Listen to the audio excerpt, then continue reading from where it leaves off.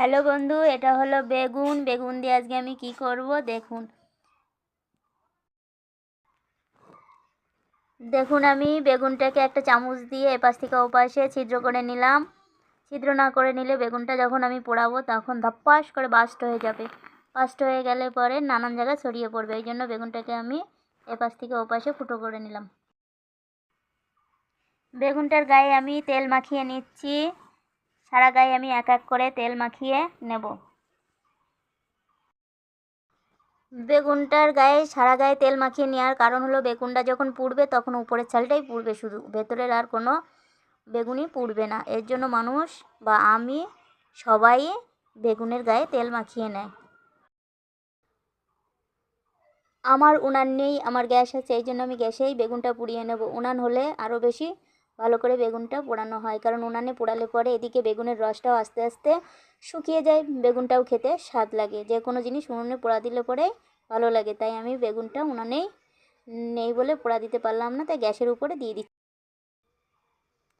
দেখুন বেগুনটা আমি গ্যাসের উপরে দিয়ে দিয়েছি পোড়া হওয়ার জন্য। 3টে শুকনো লঙ্কা, একটা পেঁয়াজ নিয়েছি। পেঁয়াজটা কুচাবো আর শুকনো লঙ্কাগুলো আগুনে পুড়িয়ে নেব।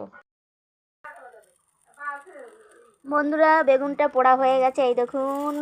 বেগুনটা আমি একটু ঠান্ডা করতে দিয়েছি। বেগুনটা ঠান্ডা হলে তবে আঁশগুলো ছাড়িয়ে নিয়ে, মানে চোকলাগুলো ছাড়িয়ে নিয়ে আমি তারপরে বেগুনটা মাখাবো। আর এই পাশে আমি লঙ্কাগুলো পুড়িয়ে রেখেছি, দেখতে থাকুন আপনারা এরপরে আমি কি করি। দেখুন আমি এখানে নিয়েছি পেঁয়াজ, সর্ষের তেল, শুকনো লঙ্কা এবং লবণ। শুকনো লঙ্কা এবং লবণ একসাথে আমি মিক্সড করে মাখিয়ে নিয়েছি।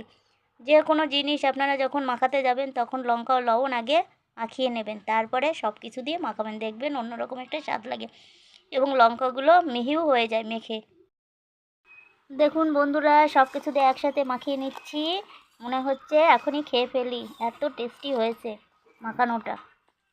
এখন আমি বেগুনগুলো ছাড়িয়ে মাখিয়ে নেবো। একটু ঠান্ডা হয়ে যাওয়ার পরে বেগুনের গায়ে থেকে পুড়ে যাওয়া চোকলাগুলো ছাড়িয়ে নিলাম এবং বেগুনটা আমি এইভাবে করে নিলাম, কারণ পুরোই ছাড়িয়ে নিলাম। দেখলাম যে বেগুনের মধ্যে পোকা আছে নাকি, পোকা থাকলে তো আর খাওয়া যাবে না, তখন ফেলে দিতে হবে, ওই জন্য পোকাটা দেখে নিলাম। এবার আমি যে থালাটায় পেঁয়াজ লঙ্কা সব মাখিয়েছি ওই থালাটার উপর আমি নিয়ে মাখিয়ে নেব। দেখুন আমার বেগুন পোড়াটা মাখানো হয়ে গেছে। একে অনেকে বলে বেগুন ভর্তা, অনেকে বলে বেগুন পোড়া, বেগুন পোড়া মাখানো, আমরা বলি বেগুন পোড়া মাখানো। এই বেগুন পোড়া মাখানোটা যে যে আগে পরে খেয়েছে সেই স্বাদ বুঝবে, এছাড়া যারা খায়নি তারা স্বাদ বুঝবে না। এই হলো আমার বেগুন পোড়ার রেসিপি।